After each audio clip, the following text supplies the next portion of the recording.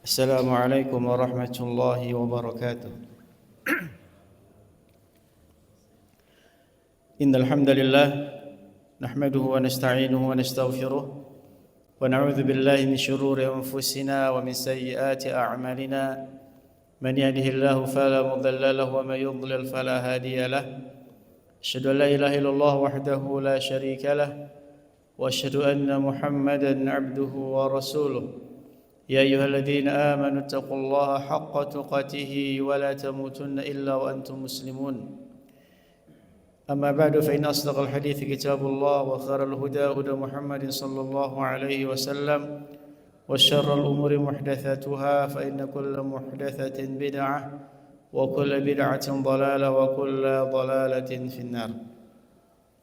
Jamaah salat subuh rahimani wa rahimakumullah. Pertama-tama tidak lupa kita bersyukur kepada Allah Subhanahu wa taala yang telah melimpahkan kepada kita begitu banyak kenikmatannya sehingga pada pagi hari ini kita kembali dipertemukan oleh Allah Subhanahu wa taala di tempat yang mulia ini. Semoga Allah Subhanahu wa taala menjadikan pertemuan kita ini pertemuan yang diberkahi oleh Allah Subhanahu wa taala. Dan semoga Allah Subhanahu wa taala melanjutkan pertemuan ini kelak di dalam surganya. Kemudian salawat dan salam tak lupa kita haturkan untuk Nabi kita Nabi Muhammad sallallahu alaihi wasallam, kepada keluarga beliau, sahabat-sahabat beliau dan orang-orang yang setia mengikuti beliau hingga akhir nanti. Jemaah kaum muslimin rahimani wa rahimakumullah.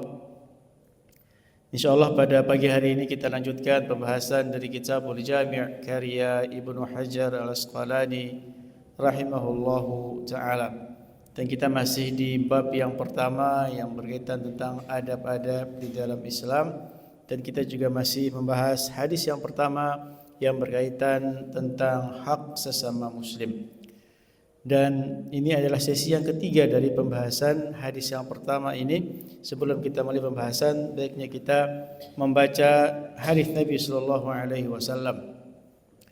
Qala al-muallif rahimahullahu taala, berkata Ibnu Hajar rahimahullahu taala, an Abi Hurairah radhiyallahu anhu, qala Rasulullah sallallahu alaihi wasallam. Dari Abu Hurairah radhiyallahu anhu, beliau berkata Rasulullah sallallahu alaihi wasallam bersabda, Haqqul muslimi 'alal muslimi sitt. Hak seorang muslim atas muslim yang lainnya ada 6. Idza laqitahu fasallim alaihi. Yang pertama, apabila engkau bertemu dengan sesama muslim, maka ucapkanlah salam kepadanya. Wa idza da'aka fa'jibhu. Yang kedua, apabila dia mengundangmu, maka penuhilah undangannya. Wa idza istansahaka fansah lahu. Yang ketiga, apabila dia minta untuk dinasihati, maka berikanlah dia nasihat. Wa idza 'athasa fahamidallah fashammithu. Yang keempat, apabila dia bersin lantas memuji Allah Subhanahu wa taala, mengucapkan hamdalah, maka doakanlah dia. Wa idza maridha fa'udhu. Dan yang kelima, apabila dia sakit, maka jenguklah dia. Wa idza mata fattabi'hu. Dan yang terakhir, yang keenam, apabila dia meninggal, maka iringilah jenazahnya. Rawahu Muslim, hadis sahih riwayat Imam Muslim. Sekarang kita memasuki hak yang kelima, yaitu wa idza maridha fa'udhu. Apabila ada saudara kita sesama muslim, maka hendaklah kita menjenguknya. Di sini Nabi sallallahu alaihi wasallam menyebutkan secara umum haqqul muslimi 'alal muslim. Jadi yang perlu kita garis bawahi di sini adalah poin yang pertama, haqqul muslimi 'alal muslim, hak seorang muslim atas muslim yang lainnya. Di sini Nabi sallallahu alaihi wasallam tidak membatasi yang kita kenal. Siapapun dia, selama dia muslim, ketika dia sakit, maka dia memiliki hak untuk kita kunjungi, untuk kita jenguk selama dia muslim. Entah dia dari organisasi A atau B, partai A, partai B, kita kenal atau tidak kita kenal, maka orang tersebut tetap memiliki hak untuk kita jenguk ketika dia sakit. Karena keumuman sabda Nabi sallallahu alaihi wasallam, "Wa idza marida fa'udhu." Apabila dia sakit, maka jenguklah dia. Namun kenyataan yang kita temukan sekarang, biasanya yang kita jenguk adalah orang yang kita kenal. Sangat jarang sekali kita menjenguk orang yang tidak kita kenal. Dan lebih terperinci lagi, biasanya adalah orang yang dekat dengan kita. Ada orang kita kenal, tapi kita tidak dekat dengan dia. Seringkali kita tidak peduli apakah dia sakit atau tidak sakit. Kalau dia sakit, kita tidak jenguk dia. Kalau dia sakit, kita tidak jenguk. Apalagi kalau dia sedang sehat. Yang seringnya adalah kita menjenguk orang yang kita dekat dengannya. Hakul muslimi alal muslim. Hak seorang muslim atas muslim yang lainnya. Apabila dia sakit, maka kita dianjurkan untuk menjenguknya. Pertanyaannya, bagaimana kalau yang sakit adalah non-muslim? Biasa kadang-kadang kita yang kerja di kantor punya bawahan, dia adalah non-muslim. Atau kita punya atasan, dia non-muslim. Pembahasan kita di hadis ini, hakul muslimi alal muslim. Pertanyaannya, bagaimana kalau yang sakit itu adalah non-muslim? Apakah tetap kita dianjurkan untuk menjenguknya atau tidak? Kata para ulama, secara umum boleh kita menjenguk non-muslim yang sedang sakit apabila ada maslahat untuk agama Islam. Artinya kalau kita berharap orang tersebut lebih simpati kepada Islam, atau mungkin bahkan bisa menarik dia untuk masuk ke dalam Islam, maka tidak mengapa kita menjenguknya. Karena ini ada contoh dari Rasulullah sallallahu alaihi wasallam. Nabi sendiri pernah menjenguk non-muslim. Sebagaimana hadis yang diriwayatkan oleh Imam Bukhari dari Anas bin Malik radhiyallahu anhu, beliau mengatakan, "Kana ghulamun yahudiyyun yakhdumun nabiyya sallallahu alaihi wasallam." Ada anak kecil yang anak kecil tersebut seringkali membantu Nabi sallallahu alaihi wasallam. Famarida, suatu hari anak tersebut sakit. Fa'atahu Nabi sallallahu alaihi wasallam ya'uduhu. Kemudian Nabi sallallahu alaihi wasallam menjenguk anak tersebut. Dia anak beragama Yahudi, orang tuanya Yahudi. Faqa'ada 'inda ra'si. Nabi sallallahu alaihi wasallam duduk dekat dengan kepalanya. Faqala lahu. Kemudian Nabi sallallahu alaihi wasallam bersabda, "Aslim, wahai nak, masuk Islamlah engkau." Fa nadhara ila abihi wa huwa 'indahu. Ketika Nabi sallallahu alaihi wasallam menawarkan anak tersebut untuk masuk Islam, sedangkan di situ juga ada orang tuanya, maka dia pun melihat orang tuanya. Dia tidak berani untuk mengambil keputusan sendiri. Dia seakan-akan melihat orang tuanya ingin bertanya apakah boleh saya masuk Islam atau tidak. Faqala ati' Abul Qasim sallallahu alaihi wasallam. Maka orang tuanya mengatakan, ikuti apa yang dikatakan oleh Abul Qasim, yaitu Rasulullah sallallahu alaihi wasallam. Fa aslama, sehingga anak tersebut pun masuk Islam. Fa kharaja an-nabiy sallallahu alaihi wasallam huwa yaqul alhamdulillahilladzi anqadhahu minan nar. Kemudian setelah dia anak tersebut masuk Islam, Nabi sallallahu alaihi wasallam keluar dari rumah itu, kemudian beliau bersabda, segala puji bagi Allah Subhanahu wa taala yang telah menyelamatkan dia dari neraka. Sebagian riwayat mengatakan bahwasanya anak tersebut langsung meninggal. Tidak lama dari itu dia meninggal, sehingga sebab dia masuk Islam, Allah Subhanahu wa taala menyelamatkan dia dari api neraka. Seandainya dia meninggal dalam keadaan Yahudi, tentu pasti dia akan masuk ke dalam neraka. Begitu juga Nabi sallallahu alaihi wasallam pernah menjenguk paman beliau.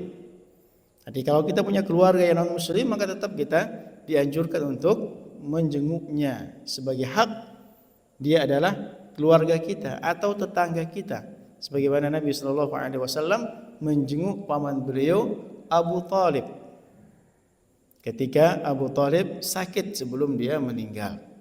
Dan Nabi sallallahu alaihi wasallam tetap menawarkan Islam kepada paman beliau, ya ammi qul la ilaha illallah kalimatan uhajju laka biha indallah.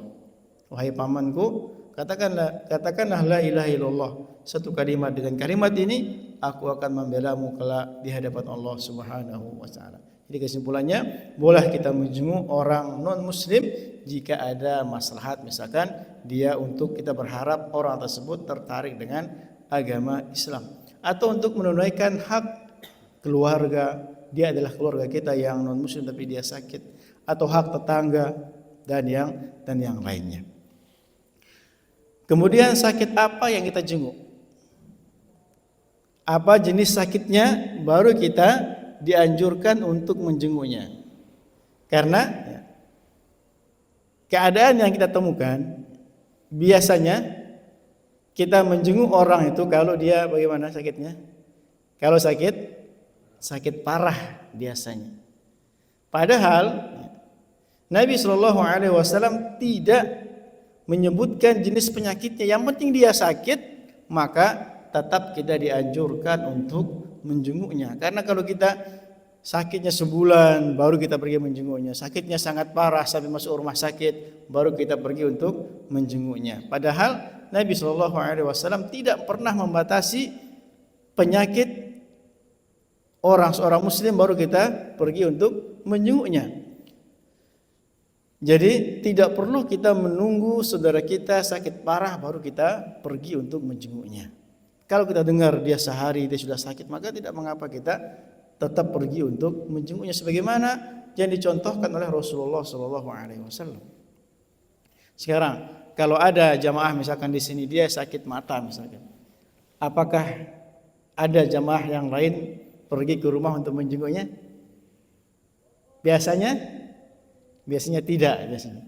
Tapi kalau dia operasi dan sakit-sakit parah tidak bisa bangun, baru kita pergi menjenguknya. Padahal Nabi Shallallahu Alaihi Wasallam pernah menjenguk sahabat yang sedang sakit mata.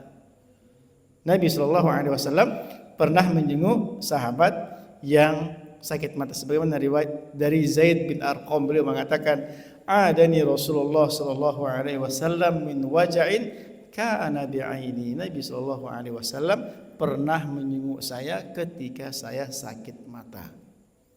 Tetap kita dianjurkan untuk menjenguknya. Pertanyaannya, bagaimana kalau penyakitnya menular? Apakah tetap kita nekat untuk menjenguk saudara kita tersebut? Misalkan di zaman kemarin, zaman COVID misalkan. COVID kan ketemu saja nggak boleh, apalagi pergi untuk menjenguknya. Kata para ulama, misalkan kalau kita khawatir kita akan tertular karena sebab kita sakit itu ada sebab ya. Tetap yang memberikan kita penyakit adalah Allah Subhanahu wa taala. Tapi salah satu sebabnya adalah penularan penyakit. Maka tidak mengapa kita tidak menjenguknya, tetapi kita harus memperlihatkan kepedulian kita kepadanya. Dengan cara apa? Kalau memang jasad kita tidak bisa bertemu langsung dengan dia, minimal kita sapa dia melewati apa? Lewat WA, lewat SMS, lewat telepon. Kalau dia misalkan tidak bisa memegang HP, setidaknya kita hubungi keluarganya. Tanya kabarnya. Kalau kita punya rezeki, mungkin kita kirimkan dia makanan, kirimkan dia hadiah, kirimkan dia bantuan untuk meringankan beban biaya rumah sakitnya, biaya sakitnya. Kita tampakkan bahwasanya kita peduli kepada saudara kita.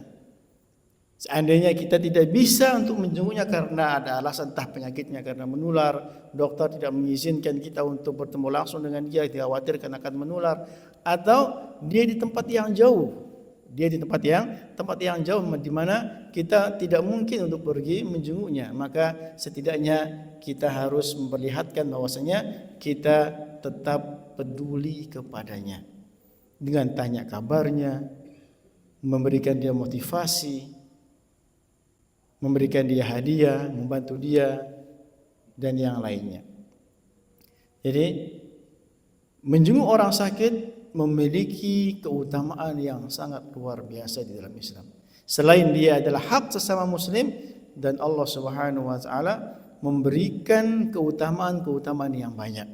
Di antara keutamaan menjenguk orang yang sakit adalah yang pertama, orang yang menjenguk saudaranya yang sedang sakit itu sama seperti dia berada di taman surga. Nabi sallallahu alaihi wasallam bersabda, "A'idul maridhi fi makhrafatil jannati hatta yarji'." Orang yang menjenguk orang yang sakit berada di kebun surga sampai dia kembali. Apa maksudnya? Kata para ulama, maksudnya adalah dia mendapatkan pahala yang besar. Ketika dia berada di taman surga, maksudnya sebagian ulama menafsirkan bahwasanya dia mendapatkan pahala yang besar. Keutamaan yang kedua, orang tersebut berada dalam rahmat Allah Subhanahu wa taala dan didoakan oleh ribuan para malaikat. Seseorang yang menjenguk saudaranya yang sedang sakit, dia mendapatkan rahmat dari Allah Subhanahu wa taala dan ribuan malaikat akan mendoakan dia. Sebagaimana hadis Nabi sallallahu alaihi wasallam, "Idza 'ada ar-rajulu akhahu al-muslima masha fi khirafatil jannah hatta yajlisa." Apabila seseorang menjenguk saudaranya yang sedang sakit, maka dia berjalan di taman-taman surga sampai dia duduk. Fa idza jalasa ghamarathu rahmah. Apabila dia duduk di dekat orang sakit tersebut, maka dia diliputi oleh rahmat Allah Subhanahu wa taala. Fa in kana ghudwatan shalla alaihi 70,000 malakin hatta yumsi. Apabila dia pergi jenguk di pagi hari, maka ada 70.000 malaikat akan mendoakan dia sampai sore hari. Wa in kana masa'an shalla alaihi 70,000 malakin hatta yusbih. Kalau dia pergi jenguk sore hari, maka ada 70.000 malaikat yang akan mendoakan dia sampai pagi hari. Bukan 1-2 malaikat. Itu berapa? 70.000 malaikat. Dan yang ketiga, keutamaan menjenguk orang sakit adalah orang yang menjenguk orang lain yang sakit, maka dia akan dijanjikan surga oleh Rasulullah sallallahu alaihi wasallam. Nabi sallallahu alaihi wasallam bersabda, "Man 'ada maridan nada munadin minas sama'." Barang siapa yang menjenguk orang sakit, maka ada yang menyeru dari langit dengan seruan. Apa seruannya? Tibta wa taba mamsyaka wa tabawwa'ta minal jannati manzila. Engkau telah berbuat baik dan baik pula perjalananmu, serta engkau telah menempati tempat di dalam surga. Di hadis yang lain Nabi sallallahu alaihi wasallam bersabda, "Khamsun man fa'ala wahidatan minhunna kana dhaminan 'ala Allah 'azza wa jalla." 5 perkara, apabila salah satu saja dilakukan dari 5 perkara tersebut, maka Allah Subhanahu wa taala menjaminnya. Siapa itu? Man 'ada maridan, orang yang menjenguk orang sakit. Au kharaja ma'a janazah, atau dia keluar mengiringi jenazah. Au kharaja ghaziyan fi sabilillah, atau dia keluar berperang di jalan Allah Subhanahu wa taala. Au dakhala ala imamin yuridu ta'zirahu wa tawqirahu, atau dia menemui pemimpin, tujuannya adalah untuk menghormatinya, untuk memuliakannya.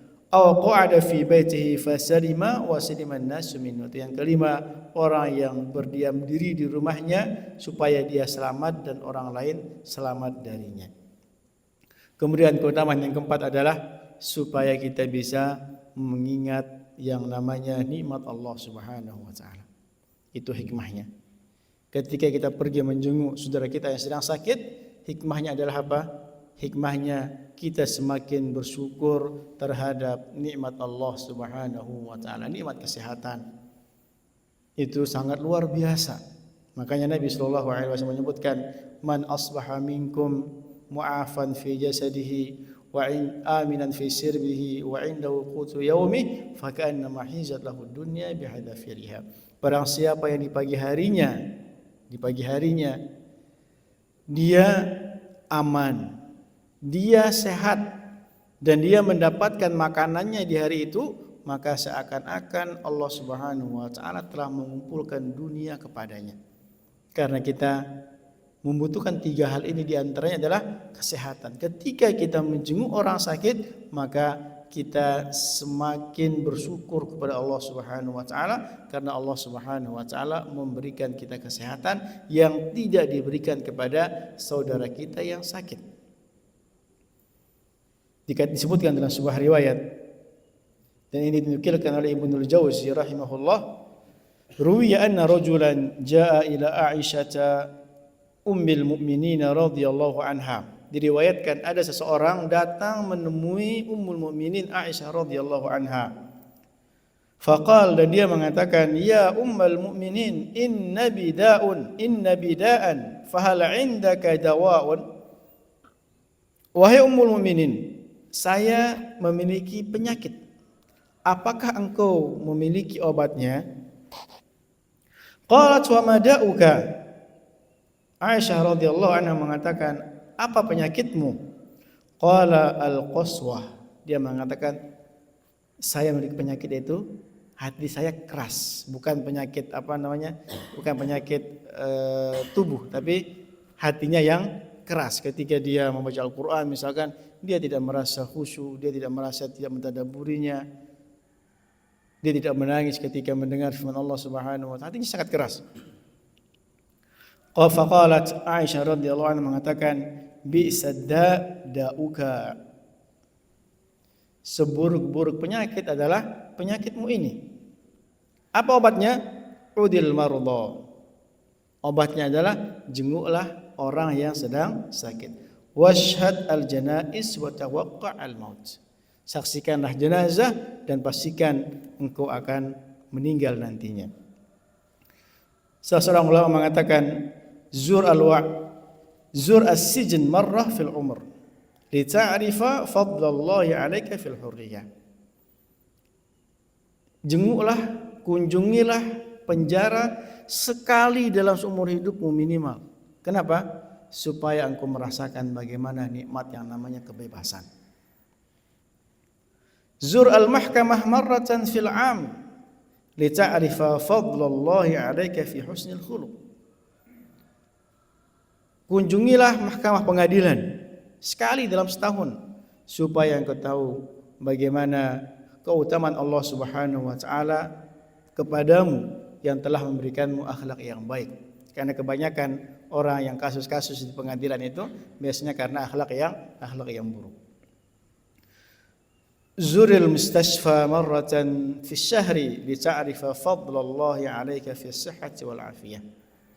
Kunjungilah rumah sakit sekali dalam sebulan supaya engkau merasakan bagaimana karunia Allah Subhanahu wa taala kepadamu, yang mana Allah Subhanahu wa taala memberikanmu kesehatan dan keafiatan. Niki dia hak seorang muslim yang kelima, yaitu apa? Kalau dia sakit maka kita dianjurkan untuk menjenguknya. Ada beberapa adab-adab yang perlu kita perhatikan ketika kita menjenguk orang sakit. Kita sebut secara cepat. Yang pertama, ikhlas karena Allah Subhanahu wa taala. Ini adalah ibadah. Kita mendapatkan pahala, ada jaminan surga, pahala yang sangat besar. Maka hendaklah ketika kita menjenguk orang yang sakit, kita ikhlas karena Allah Subhanahu wa taala. Tunaikan dia sebagai hak dia sesama muslim, bukan karena ada embel-embel yang lain. Bukan karena embel-embel lain tahan duniawi ataupun yang lainnya. Kemudian yang kedua adalah kita memilih waktu yang pas. Karena tidak semua waktu kita bisa pergi. Kita pilih waktu yang pas ketika dia sedang rileks, ketika sedang enak dan seterusnya. Kemudian yang ketiga adalah kita mempersingkat waktu kunjungan. Jangan berlama-lama kecuali kalau kita tahu orang tersebut senang kalau kita berlama-lama di situ. Karena sebagian orang agak risih kalau kita lama-lama di sisinya ketika dia sedang sakit. Kemudian jangan lupa juga kita untuk mendoakannya, untuk mendoakannya agar dia diberikan kesembuhan. Yang kelima adalah kita menghibur orang yang sakit. Kita hibur dia. Supaya apa? Supaya dia lebih cepat sembuh. Bagaimana cara menghiburnya? Bisa kita sebutkan dengan keutamaan orang yang sakit, keutamaan orang yang bersabar ketika dia ditimpa musibah. Kita berikan dia apa? Membangkitkan semangatnya, membangkitkan optimisnya, biar dia optimis. Jangan kita jenguk dia, ada sakit jenguk, boleh kita cerita. Ada tetangga saya, dia sakit seperti itu, kemudian 2 hari berikutnya dia meninggal. Nah kan kurang pas seperti itu. Tapi hendaklah kita berikan dia, jadikan dia punya harapan untuk sembuh. Misalkan kita sebutkan, tidaklah Allah Subhanahu wa taala menurunkan penyakit, melainkan pasti ada obatnya. Bukan justru menyebutkan hal-hal yang tidak dia suka. Dan kemudian terakhir kita juga tetap ingatkan dia tentang agar dia bertaubat kepada Allah Subhanahu wa taala. Ingatkan dia tentang salatnya. Seringkali kalau kita jenguk lupa kita apakah sudah salat, apakah hak-hak yang lain sudah ditunaikan, sudah bertaubat. Tetap juga kita ingatkan kepada saudara kita yang sedang sakit. Ini dia hak yang kelima. Kemudian yang terakhir, hak yang keenam yaitu mengantar jenazah. Misalkan dia sudah sakit, kemudian qadarullah dia meninggal, di antara hak saudara kita sesama muslim ketika dia meninggal, maka kita ikut mengiringi jenazahnya sampai dia dimakamkan. Dan ini termasuk hak yang banyak kita lalaikan.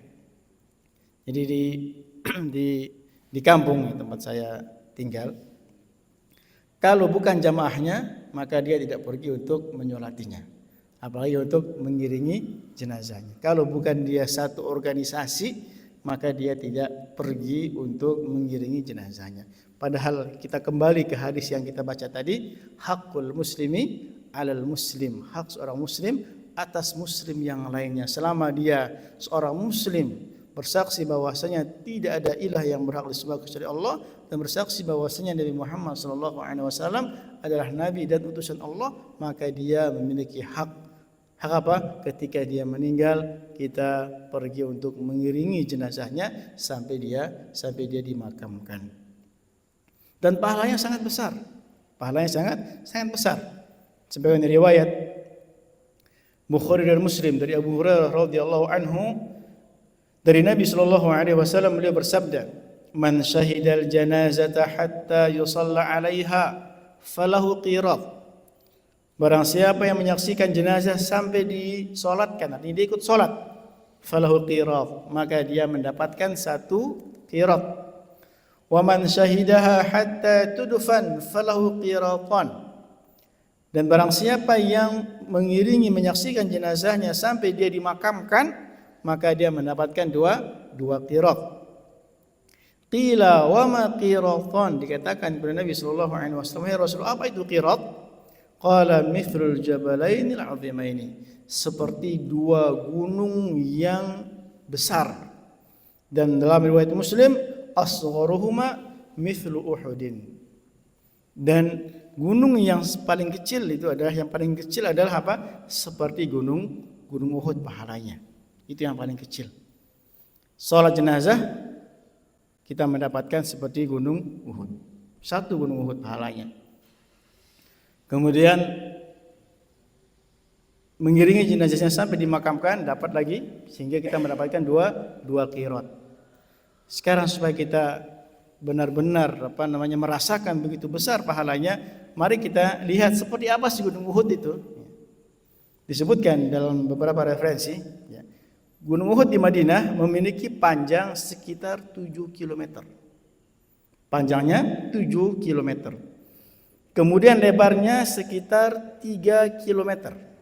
Lebarnya sekitar 3 km. Dan ketinggiannya sekitar 1077 meter.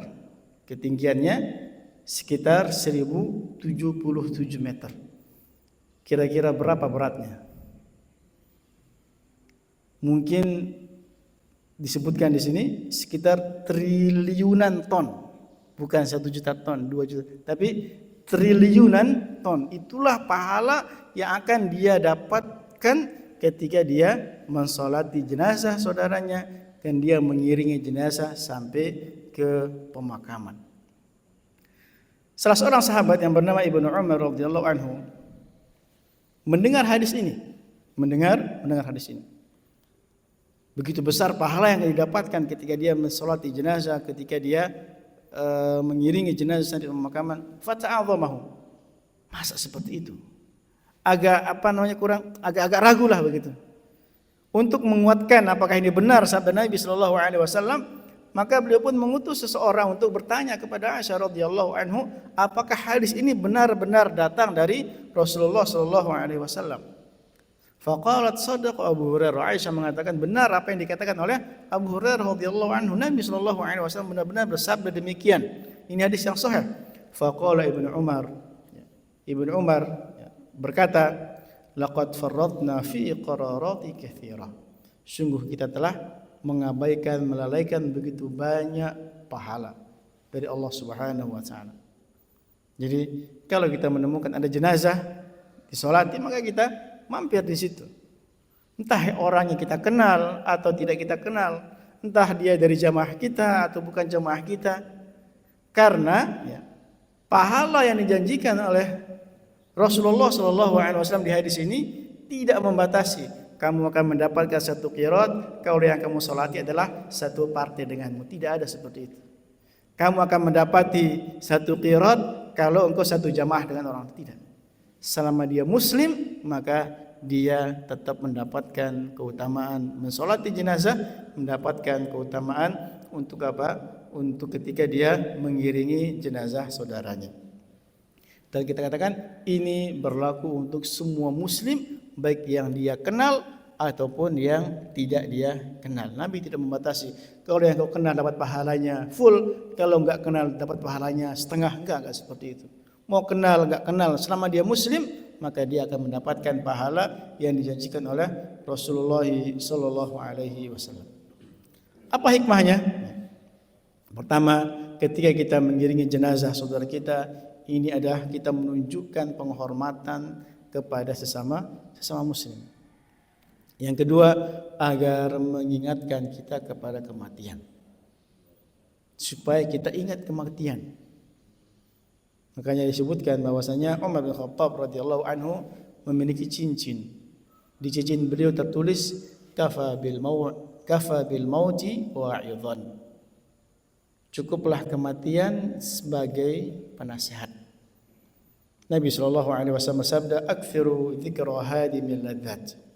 Perbanyaklah mengingat penghancur kelezatan, yakni al-maut, yaitu penghancur kenikmatan adalah kematian.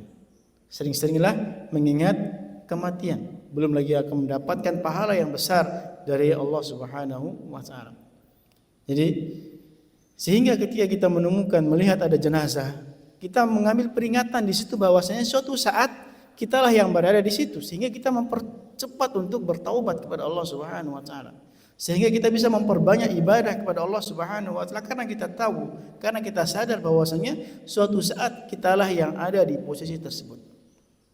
Maka dikatakan kullu bani untha wa in talat salamatuhu yawman ala alatil hadba'i mahmulu.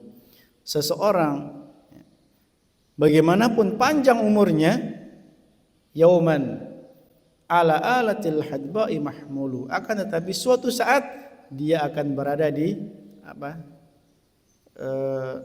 keranda. Pasti dia akan berada di keranda suatu saat pasti. Bagaimanapun panjang umurnya, 100 tahun, 200 tahun, 300 tahun, dan hampir kita katakan mustahil di umat Nabi Muhammad SAW memiliki umur 200 tahun. Mungkin 100 tahun lebih sedikit, mungkin ada, tapi itu sangat sedikit, beberapa orang. Karena Nabi SAW sebutkan, a'mar ummati baina 60 wa 70. Umur umatku ini antara 60 sampai 70 tahun, tapi sedikit orang yang lewat dari itu. Maka sehingga ketika kita mengiringi jenazah, menyaksikan jenazah saudara kita, kita merasa bahwasanya suatu saat sayalah yang akan di posisi tersebut. Kalau kita sadar, maka kita pun akan semakin semangat dalam beribadah kepada Allah Subhanahu wa taala, dan kita pun akan segera untuk bertaubat dari dosa-dosa yang kita lakukan. Kemudian terakhir kita bahas sedikit tentang beberapa adab ketika kita mengiringi jenazah. Yang pertama, ketika kita mengiringi jenazah, boleh kita berjalan, boleh juga kita berkendaraan. Tidak ada masalah apakah kita berkendaraan atau ketika kita jalan kaki. Secara hukum dia boleh. Akan tetapi untuk orang yang berkendara maka hendaklah dia di belakang jenazah. Tapi adapun kalau dia berjalan kaki maka boleh di depannya, boleh di belakangnya, boleh di sampingnya, kiri, kanan boleh. Tapi tetap yang namanya mengiringi itu adalah tetap namanya apa? Di belakang. Nabi SAW bersabda, "Ar-rakibu yasiru khalfal janazah." Orang yang mengiringi jenazah dan dia berkendara, pakai motor, pakai mobil, maka hendaklah dia berjalan di belakang jenazah. Wal mashi yamshi khalfaha wa amamaha wa an yaminiha wa an yasariha qariban minha. Dan orang yang berjalan kaki maka boleh dia di belakangnya, di depannya, samping kanannya, samping kirinya dan dekat dengan jenazah tersebut. Kemudian adab yang kedua adalah berjalan cepat saat mengantar jenazah. Bukan santai tapi berjalan lebih cepat dari biasanya. Bukan berlari juga, bukan, tapi berjalan lebih cepat. Sebagaimana sabda Nabi SAW yang diriwayatkan oleh Imam Muslim, Imam Bukhari, "Asri'u bil janazah." Bersegeralah ketika kalian mengantar jenazah. Fa in taku salihatan fa khairun tuqaddimunaha. Apabila jenazah tersebut adalah orang yang baik, orang yang saleh, maka kita bersegera kenapa? Supaya karena dia akan mendapatkan kebaikan, dia akan menemukan kebaikan di kuburannya. Wa in yaku siwa dzalika fa syarrun tad'unahu an riqabikum. Apabila yang kita bawa ini, jenazah yang kita antar ini adalah jenazah yang tidak baik, orang yang banyak dosanya, maka ini adalah keburukan yang ingin kita segera letakkan dari pundak kita. Kemudian di antara adab dalam mengiringi jenazah adalah hendaklah kita hening, tidak berbicara ribut-ribut, apalagi berbicara masalah duniawi, hening. Kita memikirkan kematian.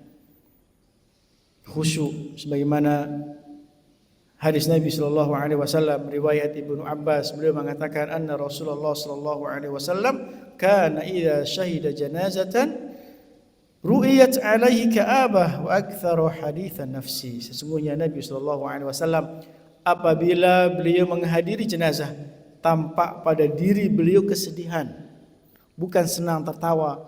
Sekarang kita temukan kaum muslimin ketika mengantar jenazah sambil tertawa seakan-akan dia tidak mengambil pelajaran dari kematian saudaranya. Wa aktsara haditsan nafsi, dan beliau SAW banyak berbicara kepada diri beliau sendiri. Artinya beliau merenung. Beliau merenung, bukan ngobrol dengan orang yang ada di sebelahnya. Di sini ada beberapa riwayat dari para sahabat tentang hal ini, di antaranya Ibnu Mas'ud dari Abu Bahr Al-Abasi, beliau mengatakan anna Ibnu Mas'ud radhiyallahu anhu ra'a rajulan yadhaku fi janazah. Ibnu Mas'ud, sahabat yang mulia, pernah melihat seseorang tertawa ketika dia mengiringi jenazah. Faqala radhiyallahu anhu, maka beliau mengatakan, tadhaku fi janazah la ukallimuka bi kalimatin abada. Maka diingkari oleh Ibnu Mas'ud radhiyallahu anhu ketika melihat ada orang yang tertawa di dekat jenazah, dia mengiringi jenazah sambil tertawa. Apa kata Ibnu Mas'ud? Apakah engkau tertawa sedangkan di depanmu ada jenazah? Saya tidak akan pernah mau berbicara denganmu walaupun dengan satu kata. Dari Qatadah beliau mengatakan, balaghana anna Abu Darda radhiyallahu anhu nadhara ila rajulin yadhaku fi janazah. Qatadah mengatakan telah sampai kabar kepada kami bahwasanya Abu Darda radhiyallahu anhu pernah melihat seseorang yang dia tertawa ketika dia mengiringi jenazah. Faqal, maka Abu Darda mengatakan, ama kana fi ma ra'aita min haulil mauti ma yushghiluka 'anil dhahiki. Apakah apa yang kau lihat dari dahsyatnya kematian tidak cukup untuk menyibukkanmu dari tertawa. Seharusnya engkau harus menangis, bersedih. Kalau engkau tidak bersedih dengan kematian orang itu, minimal engkau bersedih dengan keadaanmu yang sekarang ini. Ibnu Qudamah mengatakan, wa yustahabbu limuttabi'il janazah an yakuna mutakhashshi'an mutafakkiran fi ma'alihi muta'idhan bil mauti wa bima yasiru ilaihi al maitu wa la yatahaddatsu bi ahaditsid dunya wa la yadhaku. Ibnu Qudamah rahimahullah taala mengatakan, disunahkan bagi orang yang mengiringi jenazah untuk bersikap khusyuk, untuk dia bersikap khusyuk, merenungkan nasib akhirnya, mengambil pelajaran dari kematian dan dari keadaan si mayit. Ia tidak berbicara tentang perkara dunia dan juga tidak tertawa. Ketika mengiringi jenazah, tidak berbicara dunia, tidak berbicara bisnisnya, tidak menggibah orang lain. Maka hendaklah dia khusyuk merenungi nasibnya nanti, sehingga dia bisa bersegera bertobat kepada Allah Subhanahu wa taala dan memperbaiki dirinya untuk menjadi lebih baik. Kalau dia misalkan mengiringi jenazah, dia telah mendapatkan pahala yang besar dan dia juga bisa mengambil pelajaran. Bisa jadi ketika dia mendengarkan ceramah berjam-jam mungkin dia tidak masuk nasihat tersebut. Tetapi kalau dia ada jenazah di hadapannya, kemudian dia tidak merasa akan berada di posisi itu, dia tidak bersedih, dia tidak merenung, dia tidak mengambil pelajaran, berarti itu adalah hati yang sangat keras. Padahal di depannya ada orang yang akan berpindah dari alam dunia ke alam barzah. Dan dia tahu bahwasanya dialah orang yang akan menyusul, mau tidak mau. Pasti akan menyusul. Itu dia pembahasan kita pada pagi hari ini, berkaitan tentang dua hak sesama muslim. Yang pertama adalah ketika dia sakit hendaklah kita menjenguknya, dan yang kedua ketika dia meninggal maka kita mengiringi jenazahnya, kita ikut mensolatinya, kita ikut mengantar jenazahnya sampai ke pemakamannya. Ya, sampai ke pemakamannya, bukan kita katakan sampai ke peristirahatannya yang terakhir. Termasuk kurang tepat kalau kita mengatakan kita mengantarkan sampai ke peristirahatannya yang terakhir, karena itu bukan peristirahatan terakhir, itu adalah awal kehidupan abadi. Makanya salah seorang sahabat Utsman bin Affan radhiyallahu anhu mengatakan, al-qabru manzilatun min manazilil akhirah. Alam kubur ini adalah satu fase menuju fase-fase akhirat. Kapan kita katakan dia peristirahatan terakhir? Kalau dia masuk ke dalam surga. Bukan terakhir. Kuburan itu adalah bukan terakhir. Tapi yang terakhir adalah ima surga, ima ke neraka. Semoga Allah Subhanahu wa taala memasukkan kita semua ke dalam surganya. Demikian yang dapat kita sampaikan pada pertemuan kita pada pagi hari ini. Mudah-mudahan bermanfaat. Kurang lebihnya kami mohon maaf. Wa akhiru da'wana alhamdulillahirabbil alamin. Subhanakallahumma bihamdika asyhadu an la ilaha illa anta astaghfiruka wa atubu ilaik. Syukran jazak. Ya, sebagian besar kita baru mendengarnya hadis-hadis tersebut. Baik, untuk selanjutnya ke sesi tanya jawab. Mungkin digabung dulu 2-3 pertanyaan lalu dijawab sekalian oleh Ustadz. Oke, Mas Henry silakan. Bismillahirrahmanirrahim. Assalamualaikum warahmatullahi wabarakatuh. Terima kasih sebelumnya Mas Syarif. Alhamdulillah dari penyampaian yang disampaikan tadi, bahwa salah satu hak seorang muslim terhadap muslim yang lain adalah seperti yang dijelaskan tadi, itu menyegerakan pengurusan jenazah ketika seorang itu adalah seorang yang baik. Tetapi di dalam kehidupan masyarakat nih, Ustaz, terkadang ketika ada keluarga kita yang meninggal, Ustaz, tetapi ada keluarga jauh yang belum sempat untuk melihat jenazah dari keluarganya itu, Ustaz, sehingga untuk pengurusan jenazahnya itu menjadi tertunda, gitu, Ustaz. Nah, menjadi tertunda menunggu kedatangan keluarga untuk menyaksikan untuk yang terakhir kali bahwa ini adalah saudaranya, Ustaz. Nah, bagaimana dengan hal itu, Ustaz? Kemudian yang kedua terkait dengan pengantaran jenazah, Ustaz. Seperti yang kita ketahui sekarang itu banyak mengantarkan jenazah itu menggunakan ambulan, menggunakan mobil. Di sisi lain juga kan masyarakat tradisional masih menandu seperti biasa, Ustaz. Nah, manakah di antara yang kedua itu yang lebih afdol, Ustaz? Nah, gitu. Demikian, assalamualaikum warahmatullahi wabarakatuh. Waalaikumsalam. Baik, terima kasih Mas Hendy. Untuk selanjutnya mungkin Pak Prof. Oh iya. Terima kasih. Assalamualaikum warahmatullahi wabarakatuh. Ini saya mau bertanya mengenai mengunjungi teman atau saudara yang sakit, Pak Ustaz. Jadi kebanyakan sekarang ini kita itu hidupnya dengan saudara-saudara itu berjauhan. Sehingga misalnya ada di Lombok, ada di Sumatera, ada di Jawa. Nah, kebetulan dia sakit, kita dengan pekerjaan kita yang banyak, kita tidak bisa mendatanginya. Tapi dengan turut merasa perasaan dia saja tadi, hanya kita kirim uang saja. Begitu juga kemudian dia meninggal, kita juga ditunggu dengan pekerjaan yang sana sini sehingga kita tidak bisa menghadiri jenazahnya sampai ke kuburnya. Bahkan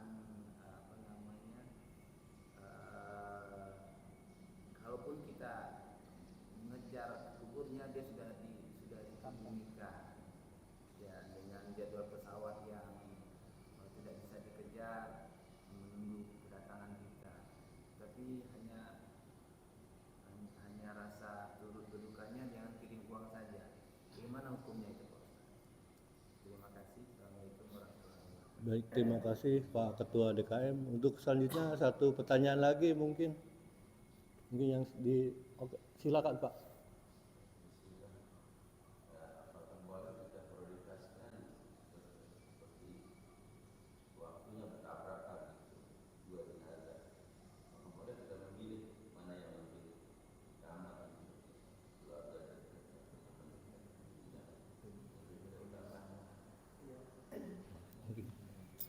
Ada 3 pertanyaan.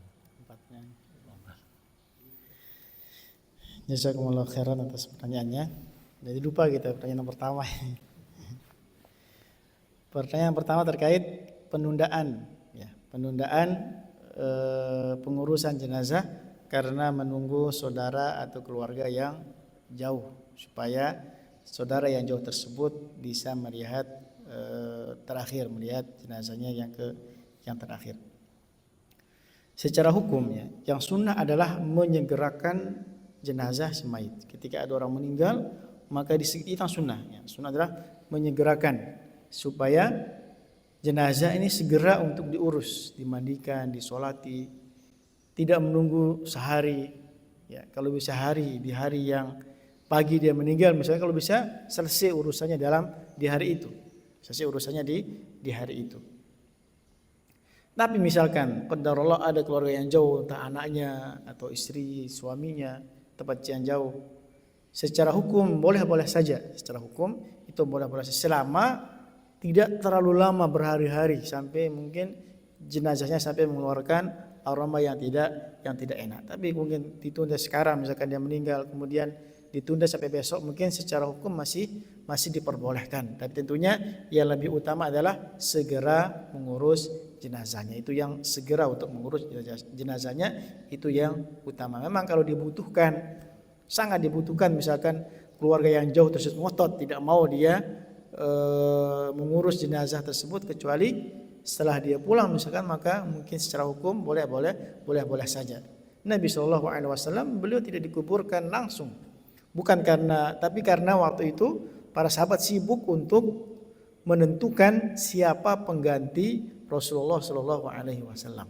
Nabi meninggal tidak langsung besoknya, sampai disebut Nabi beberapa hari Nabi ditunda pengurusan jenazah Nabi SAW, karena ada hal yang lain, karena harus ada pemimpin negara setelah meninggalnya Nabi Shallallahu Alaihi Wasallam, dan para sahabat berselisih siapalah, apakah fulan sehingga muncullah nama Abu Bakar radhiyallahu anhu. Memang kalau dibutuhkan maka insya Allah secara hukum tidak masalah selama jenazahnya masih utuh, tidak sampai mengeluarkan aroma yang tidak baik.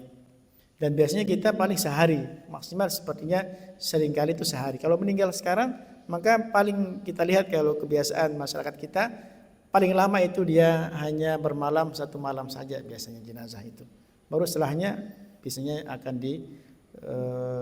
diurus jenazahnya. Kemudian yang kedua, apa yang kedua? Pengantaran jenazah pakai mobil ya. Secara hukum boleh saja, secara hukum itu boleh, apalagi kalau pemakamannya jauh, seperti di Mataram sekarang. Misalkan di Mataram, kalau masyarakat di sini meninggal biasanya dimakamkan di Karangmeden ya. Ya.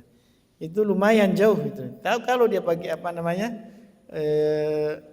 pakai dia berjalan kaki, sepertinya akan memberatkan masyarakat. Apakah boleh pakai ambulan? Maka insya Allah tidak ada masalah dia menggunakan ambulan, karena ini kebutuhan. Tapi berbeda dengan di kampung. Di kampung itu setiap kampung memiliki pemakaman sendiri. Mungkin jaraknya kurang dari 1 kilo, dan biasanya itu mereka dengan jalan kaki. Jadi dengan keadaan kita di Mataram ini misalkan, yang mana pemakaman sangat jauh berkilo-kilometer, maka menggunakan kendaraan insya Allah tidak ada masalah. Wallahu ta'ala a'lam. Kemudian pertanyaan yang ketiga terkait saudara kita yang sakit atau keluarga kita yang sakit tapi tempatnya jauh dan yang mana kita tidak bisa menjenguknya. Maka kalau kita tidak bisa menjenguknya seperti yang kita katakan tadi, setidaknya kita tetap memperlihatkan kepedulian kita kepada saudara kita. Dan dengan niat kita untuk pergi ke sana tapi dihalangi oleh kesibukan, kewajiban kita bekerja adalah kewajiban, kesibukan yang lain ya. Entah karena ada jaraknya yang jauh, kemudian harus meninggalkan kewajiban kita untuk bekerja, sehingga kita pun tidak bisa untuk menjenguk saudara kita yang sakit di tempat yang jauh. Tapi tetap kita katakan, tetap kita memperlihatkan kita bahwasanya peduli kepada dia, menanyakan kabarnya atau membantu dia dari sisi finansial dan yang lainnya. Semoga dengan niat kita tersebut kita mendapatkan pahala yang dijanjikan oleh Rasulullah Sallallahu Alaihi Wasallam. Kemudian yang terakhir terkait tabrakan, ada 2 orang yang meninggal, mana yang kita akan sholati? Maka yang paling banyak haknya, seperti apa banyak haknya? Misalkan ada 2 orang meninggal, satunya di kompleks sebelah, satunya orang di depan tetangga kita. Mana yang lebih berhak di sini? Yang lebih berhak adalah tetangga kita. Ada satunya keluarga kita, ada satunya bukan keluarga kita, maka yang kita dahulukan adalah keluarga kita. Maka kita lihat dari haknya yang lebih banyak kalau tabrakan. Tapi kalau bisa digabung maka alhamdulillah kalau bisa digabung. Tapi misalkan kita harus memilih antara satu dengan yang nomor 2, maka kita lihat haknya yang paling besar. Kalau dia adalah tetangga kita, orang komplek kita, misalkan di sebelah juga ada orang meninggal, maka lebih utama kita mensolati jenazah yang meninggal dari komplek kita daripada kita harus keluar padahal ada tetangga kita yang sedang tertimpa musibah. Wallahu taala a'la wa a'lam. Demikian yang dapat bisa kita jawab. Kurang lebihnya kami mohon maaf. Akhiru da'wana alhamdulillahirabbil alamin. Wassalamualaikum warahmatullahi wabarakatuh.